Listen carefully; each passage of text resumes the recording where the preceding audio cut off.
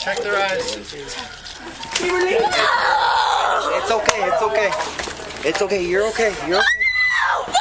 No, it's okay. No. These were the distressing moments at a crime scene where a mother had brutally taken the lives of her own children. But when the first responders arrived, they had no idea about the house of horrors that awaited them. Holy shit. There's 3 of them. Oh my God, my babies. My got a beautiful supervisor right babies. here. Look at my I'll be right back. babies. I'll be right My back. beautiful Okay? babies. I had to get babies right here. Yeah, babies. Please hurry. Please hurry. Yeah. Oh my God, I'm down for a nap. They've been dead for a while. Because they're still. Oh my God. I'm on the phone with my mom right now. I'm going to take it out right now. She just. Oh my God. Ma'am, Oh my God. officer's coming out to you, but I need some information. Are you out of business? Yes, it's my neighborhood. I'm on the home on the property. There's a mobile home on the property. Okay. Oh my God. It began with a frantic 911 call from Perla Reboledo Velasco in South Phoenix. She was sobbing, saying the kids wouldn't wake up. When police arrived at the small trailer, they had no idea they were walking into a nightmare.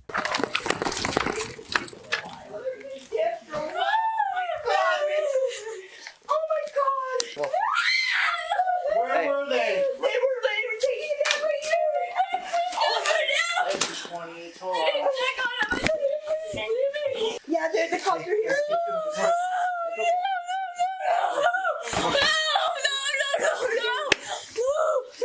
I know. It's okay. It's okay. Where were they on the bed? They were leaving. It's okay. It's okay. It's okay. You're okay. You're okay. No, it's okay. Please, no. You can see. Baby. Okay, hey, I know. Let's go outside.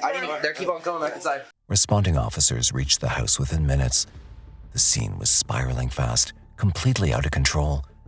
The entire street was flooded with paramedics, ambulances, and squad cars. The chaos was overwhelming. At the scene, cops found 3 adults. They began questioning the woman they first encountered at the scene. Rachel, is it R-A-C-H-E-L? She was 22-year-old, the mother of all 3 children. Officers found her on the floor, trembling, barely able to speak. And this is where you live. And what's your last name? Henry. H-E-N-R-Y? Yes. All right. Soon after, they came face to face with a father right there at the scene, watching it all unfold. We're going to go to the front of the house, Kay? Let's go over here real quick, Kay. I'll talk to you over there. You all right? Let's go. We're going to go over here this way. His name was Pedro, the children's father. He looked stunned, barely able to process what was happening. Were you inside at all? Me? Yeah. Earlier. Before this went down? I was sleeping, yeah. Lastly, they spoke to the woman who had made the 911 call, Perla Reboledo, the father's aunt. She was pacing, shaking, her voice uneven as she tried to explain what happened. Pull him down to get help, give him CPR. He was stiff. They were dead. There was no CPR going to save them. And so I got up, and Rachel was screaming over the baby, and I said, "Give her CPR, Rachel." And I came outside, and I said, I came all the way over here to the shop. I said, and Cesar was like, "What happened?" And Oliver, they were like, "What happened?" I said, "The babies are dead, baby." He says, "What?" That I went back inside the house, obviously tried to give more CPR, but it's okay. It's okay. Inside the trailer, another team of officers worked to secure the scene, while paramedics fought desperately to revive the children. 3 small children were lying motionless on the couch. The paramedic team started CPR right away. They followed every procedure, checking pulses, trying to resuscitate, but nothing was working. The kids weren't responding, and by then, the silence had already started to speak louder than anything else in the room. 3-year-old Zane, Maria, who had only just turned 1, and baby Catalia, barely 7 months old, were all found dead. Their paramedics confirmed it at the scene. All 3 children were gone, and their bodies were sent for autopsy. But something was definitely not right. 3 young kids don't just stop breathing in their own home. Someone had to know why. And soon, what started as a tragic discovery turned into a deeply disturbing investigation. With 3 kids declared dead and no signs of foul play from the outside, the next question was obvious. What exactly happened inside that house? The officers needed answers, and they began by speaking to the adults at the scene, Rachel, Perla, and Pedro. First, they pulled Rachel aside. I'm so sorry. We went to WIC today to try and because they were sick. And we were trying to get an appointment, and I told her so many times, please take me to the doctor, please take me to the doctor, and she wouldn't. And I've been giving them some ibuprofen because they're sick and they have cranky, they're not feeling good, my baby's teething, and they had fevers and everything, and she still wouldn't take them to the doctor. She never wanted to take me to the doctor. No! I need you to stay out here with me. I need you to stay out here with me, okay? No! Yep, I need you to stay, okay? Just have a seat for me. Please, no, my baby. She kept telling me to clean the house. Everyone wanted me to clean the house. I was cleaning the house. I did laundry. I was cleaning it. I thought they were sleeping. They fell asleep watching a movie. And I came home and he was laying on the couch. And I told him to watch him. He's been laying on the couch since he got home. And then we went to go get pizza. That's what I thought. And then I went to check on him. His brother again. No, I need you to stay right I told him to check on them. I told him to check on them. Please go. Rachel began to talk, but her thoughts were scattered. She told the officers that the kids hadn't been feeling well. They had fevers, the baby was teething, and none of them were eating properly. She said she kept asking to take them to the doctor, but no one helped. So according to her, she stayed back, gave the kids some ibuprofen, and tried to manage things at home. Later, Pedro, the father of the children, came home. Rachel said she asked him to watch the kids while she stepped out briefly. But when she returned, they were still lying there just like before.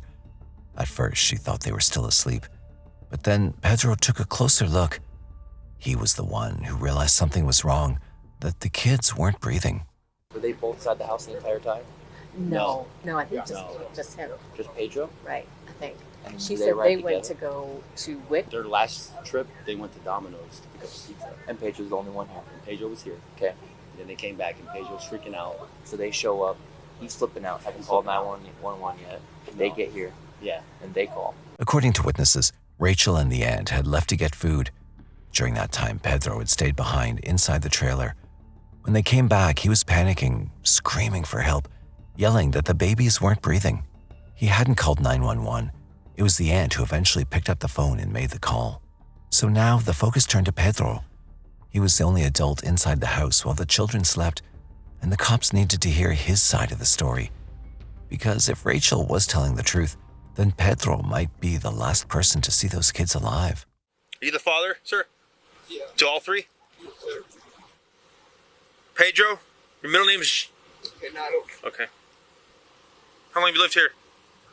8 months. Who owns... It might be close to a year. Who owns the house? Well, So you just rent it or you stay here? Catalina is your only daughter, right? Catalina? You only have one child? I've got 3?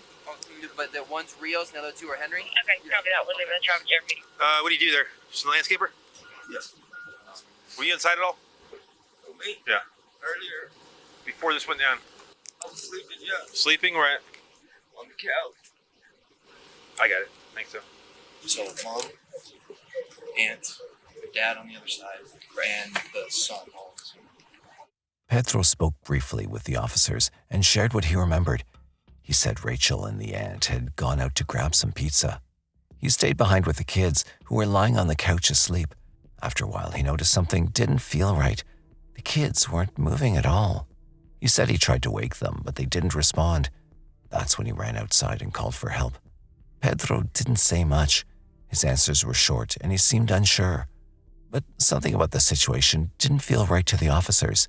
And now both Pedro and Rachel were giving the same story, almost like they had rehearsed it.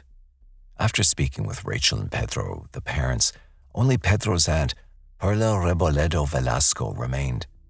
When the police moved to question her about her knowledge of the events, she confirmed the same timeline that the parents had laid out to the officers.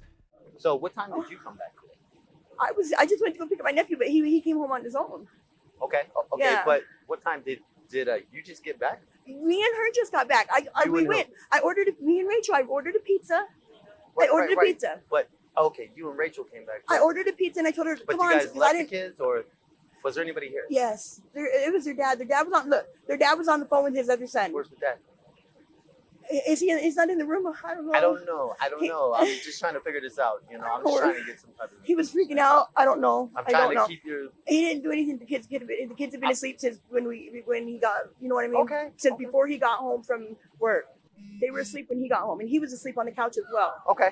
As Aunt Perla asked for updates about the children, she began to break down as the reality and sheer horror of the situation began to sink in.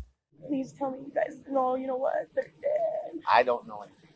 They I'm talking to would have you. taken I'm them to the talking to you. hospital by now. All I did was go inside and I just They tried to were get you. stiff. They've been dead for a while. All three of them. What the hell did she They already have took them given out? them? No, they. No. But I went to grab them. They tried to give them CPR. The boy, and he was just stiff there. He'd been there for a minute. Been there for a minute. But, oh my God. So I just told her. So when was the last time you actually checked on him? I was in my room. Look, I haven't checked on them because they were right there in the living room. Oh. They're right there in the living room on the couch. That's where they sleep. That's where the kids sleep, in the living Okay. room. Right. It's a small trailer. My room. I sleep with my husband in my room. Mm-hmm. The kids are in the living room, the kitchen, and over there in that front bedroom. That's their area. Okay. Oh my God! When I pulled on them, they were stiff. The only one. They were stiff. They had been there for a while. She didn't. They were sleeping. They didn't. They were. You know what I mean? And I told her, you know what, Rachel? Why you? I said, the kids have been taking. That's too long of a nap. They're going to be up all night. You're not going to be able to get no sleep. I mean, I know that age, they still sleep a lot. You know, like 16, 18 hours, you know, and all that. But yeah, you got to wake them up so that Exactly. they're not up all night keeping you up. Exactly. That's what the dad was doing.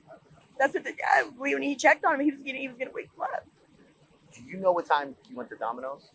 I mean, did you guys walk by the kids? Everything was fine. Look, I walked by them, but they were. No, I didn't walk by. When I walked by the kids, when I left, they were over here. They were over here on the couch sleeping. She puts them there, covers them up, and they were asleep. And baby, I didn't see the baby. Okay. I didn't see the baby. Why didn't? Even though her timeline matched with what Rachel and Pedro had told the police, officers asked her to reiterate what had happened when she and Rachel returned to the house. Completely unable to hold back her tears, she went through the sequence of events. And then Pedro said, like, what? Tia. Yeah, Tia, the baby's not breathing. And I go, what? And I go, and I pulled her in. I had the baby, and I said, Rachel, give her CPR. And then I grabbed her hand, I brought her down to the ground. And I started bumping her chest, but she had wipes coming out. Perla paused, trying to collect herself, as if she were weighing whether to give the officers some important information. Then she dropped a bombshell. You know what? The girl is weird. Who? Rachel? But this was just the beginning. Before the officers could question her further, Aunt Perla began to detail why she found Rachel's behavior strange. You know what? She gives me too much medicine. She's always doing the medicine. Always doing the medicine. Always. You know what kind of medicine? Just all that medicine to the drawer. The officers' ears were on high alert immediately. Not only was Aunt Perla pointing the finger of suspicion directly at Rachel, but the mention of the medication clearly indicated the manner in which she believed Rachel had taken their lives. Immediately, the officer moved to question her further about the medicines and what they may have been. Are they under any type of medication? Are they on any type of medication? Or asthma? Anything? The babies? Yeah. Just what she gives them. She probably gave them some medicine to go to sleep. If I know her, like medicine as in like what? Like I don't know, maybe Tylenol. I don't know. NyQuil? No, NyQuil. I don't know. She gives them baby Tylenol. Baby Tylenol? In that drawer, she got all kinds of medicine. After learning what the medicines Rachel often gave the children were, the officers were unsure whether these had been used to take their lives. The dosage required would have been very high, and they were sure there would have been more signs evident if this had been the case. The initial report from the paramedics also stated that it was unlikely the victims had died due to overdose. It seemed more and more likely that the medicine Rachel had given the children was just to help them sleep. However, with the aunt accusing her and the police noticing some oddities in her behavior, the officers began to focus on her as their main suspect. If Rachel had indeed committed this horrific act, the officers would need to find out what her motive could be. The horrific nature of the killings had shaken even the most seasoned of the first responders, who couldn't believe the inhumanity of what they'd witnessed. What were your observations of those kids? Do you remember? If I can remember, because I probably stepped maybe 3 feet into the residence. I look over to the left, and I saw them both on the ground. 2-year-old was laying down, I guess anatomically. Okay. And her head was, I guess, towards the east. Okay. The baby was next to her, turned around with the head towards her feet. Okay. And the legs towards her head. Okay. And I believe they were wearing pajamas, and face was white, body was normal colored. Other first responders also recalled the visceral and jarring impact the incident had on them, and the hopelessness they'd felt at the scene when they were unable to help any of the victims. The 3-year-old was on the bed, the 2-year-old was on the floor with her feet facing us as we were walking toward her, and the 7-month-old was facing paramedic Glover. Okay. And paramedic Glover just shook his head, telling us, they're done. And we went over to the girl, and she had that posture with her arms up in the air, her mouth open, her eyes wide open. Okay. And we just kind of looked like, okay. And then our paramedic Zyders came up, and we were getting ready to do stuff. And then finally, they're like, none of them were alive. Okay. I did touch the little girl on her shoulder, just to see if it was real. It just almost didn't seem real, dude. Mm-hmm. It almost seems like something from a TV It show. is, yeah. The first few times you see it, it's, yeah. I mean, it just seems so out there, and I just kind of touched her on her shoulder, and she was out of it. I mean, obviously she was out of it, but she kind of felt a little hard, Mm-hmm. And I mean, these babies, these kids to be deceased the way they were, they look like they've been dead for Gone a while. Yeah, dude, like maybe, I don't know, I'm not an expert, Mm-hmm. I'm not a medic, I'm just a BLS guy, but they look like they were dead for probably 4 or 5 hours, dude, or something. I mean, at least 3 or 4, Okay. 3 to 5 hours. Mhm. I mean, I'm not guessing, that's not my Yeah, no, gotcha. But yeah, the way it looked, But or the rigidity as compared to other things you've yes, seen. I mean, she, Yeah. like that. Solid and. Mm-hmm. And I didn't even get to see I didn't even want to go to the boy. Okay. I have a 7-year-old. Mm-hmm. Bad as it is, I have a 5-year-old niece who's always at our house. Uh-huh. So it was probably my whole 14-year career working in front of fire department, the worst call I've ever over. One firefighter later recalled that when they'd initially arrived at the scene, he'd immediately sensed something was off with Rachel's behavior. The first thing I noticed was Mom. Okay. Mom was crying, talking to the officer. But Mom was not, her cry was a little different to me. Okay. Because she was crying, but then she would stop and she would talk normal, Mm-hmm. and then she would cry and talk normal. It wasn't a cry as a mother or a grandmother or anybody who's lost 3 kids, they would be crying from deep down in their soul, crying hysterically, possibly punching, yelling, crying. There was none of that. Her reaction didn't seem appropriate for what you guys had been told. Okay. Exactly. That's the first thing I noticed. Okay. With everything seemingly pointing at Rachel, the need to know her motive was growing by the minute. The officers, however, weren't ready to ask her directly just yet, as they didn't want to indicate to her that she was in their crosshairs. So instead, they decided to first speak to Aunt Perla and see what she had to say. Listen, they were staying with me, and then I kicked them out. No, I didn't kick them out. They went to stay somewhere else because we had a bunch of problems. My nephew started a bunch of shit with my husband and me and all kinds of shit. Okay. So then they wouldn't let me see the kids for about 5 weeks. So then, and I kept going over there and calling, and she threatened to put the cops on me if I went to look for them again. So then one day she called me and said, come get the kids. They had no place to stay. They were in the street. Okay. And I said, okay. I said, well, you know what? The kids can stay, but you can't. Okay. And so I brought the kids here, and I had them for why about. Can't she stay? Is there a They steal from me. They steal from me. They lie. history of drugs? They steal from me. They lie. It's just a bunch of bullshit.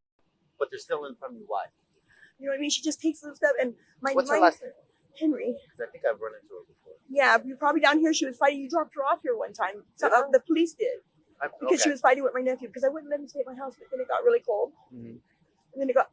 Oh yeah, it has been got cold, really cold. right? And the babies. And I couldn't. No, the babies. I had the babies here with me. And I let them come back and stay. And plus, I And need then to how go long back ago to was work. that?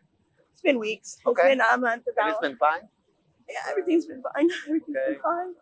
Right away, she began to point out the issues she'd faced with Rachel in the past and how she'd kicked Rachel and Pedro out on multiple occasions. But according to Aunt Perla, she had always seen Rachel as a problem and had been worried something would go wrong long before it actually did. You know, and I told Pedro, I said, Pedro, the girl is weird. You know, I'm gonna break up the arm for her. We're gonna come home one day and find her drowning the kids in the tub. And I swear, oh my God. Despite her instincts, she eventually allowed Rachel and Pedro to move back in, mainly out of concern for the children, but almost immediately, Rachel began to act unusually. I can't explain. She's just not normal. She's the type of weird that gets on your nerves. It's like, what are you doing? Like, she'll stare. She'll just be staring. I had made Rachel a plate, which I normally don't do because I think that's stupid if I have to cater to a grown woman. But she was in her weird mood, so I was like, here, Rachel, your plate's right there, eat. So I don't know, she was standing, like, did I do something wrong? She stopped eating. She was like this. And I was like, stop staring at her. You're making her nervous. Look, she stopped eating. Even after confronting her, Rachel's behavior remained strange over the following weeks, as recently as the visit to Domino's right before the children had been discovered. I said, come with me real quick so you can go inside and run inside and get this pizza for me. And she's like, you know, I'm like, I don't want to eat pizza. And I go, Rachel? Yeah. And I was like, I don't care if you eat it or not. I just want you to ride with me so you can get down, jump down and go in and get it. All you gotta do is take the $9, give it to him, tell him, keep the change. Go in, say pizza for Rachel. Give him the $9, tell him, keep the change and walk back out. That's all you gotta do, Rachel. Can you do me that favor? Yeah. That's why, I'm asking, is she on any type of medication? Has she been to UPC, for any type of psychological evaluation? You know, her mother died last year. She's alone. They were homeless. Pedro, they've been having issues. Pedro, you know what? When I brought him from the park, she's been weird. She's just weird. Rachel's just weird. She's different. She's weird. While the aunt had no proof, she believed that Rachel had once again begun using drugs, and this was the reason behind her strange behavior. The cops, too, were inclined to believe this based on her actions at the crime scene. This statement is further supported by Rachel herself, who admitted to using drugs. First it was weed, and then it was methamphetamine, and then I stopped, and I'm not doing it anymore because I don't want to be like that no more ever again, ever. And I don't know. I want to be a better person, and I want to go back to school. I want to get a better job. I want better opportunities in life, and I mean, I never asked for any of the problems that I had because I was crazy and stupid. I just need that one opportunity that I kept praying for to change my life around and do right. And that's all I want. What stood out was that Rachel seemed focused on herself, despite the fact that her 3 children had just died. So anyways, then we ended up moving to Oklahoma, and because my dad ended up getting kidney failure, and he passed away when I was about 15, but then I moved with my mom, and we went in Oklahoma. My mom passed away last year from cancer. Oh, wow. Yeah, and I moved out here for a new start, and I mean, I went to school before I came here, and I was pregnant with my baby. And I did CNA, home health aid, CPR, and I came out here for, job opportunities, that my family was here. I just want to get better in my life. It's awful. After this, Rachel was taken away from the crime scene to the station for an in-depth interrogation.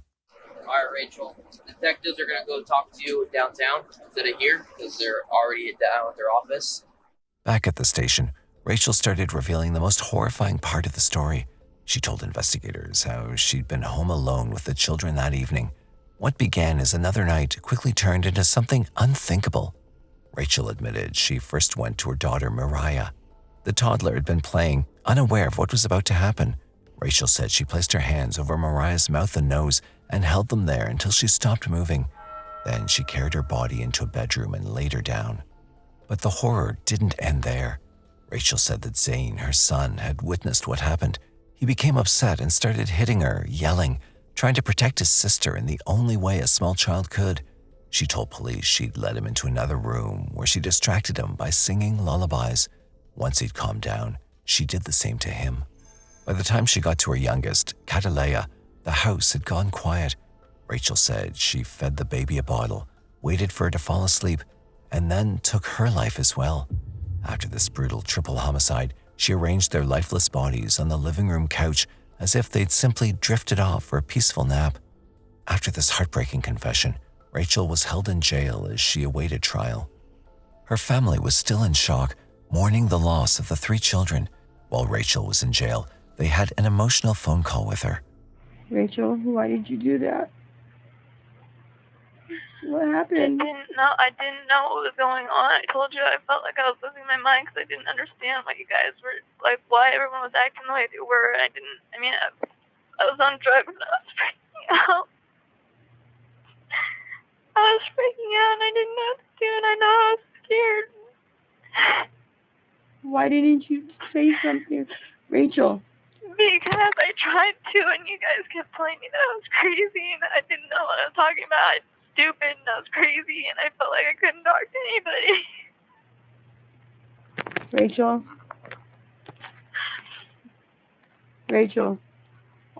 You don't understand. You were getting your ID. You were getting your ID to go to work. I was trying to help you. I was trying to get you happy and take you to work, take you to get your ID so you could start work. The fact that I was always freaked out because, everyone kept acting weird whenever I tried to talk to anybody. They said I was acting stupid and I was acting crazy and I didn't know what I was talking about, this and that and the other, and didn't know what was going on.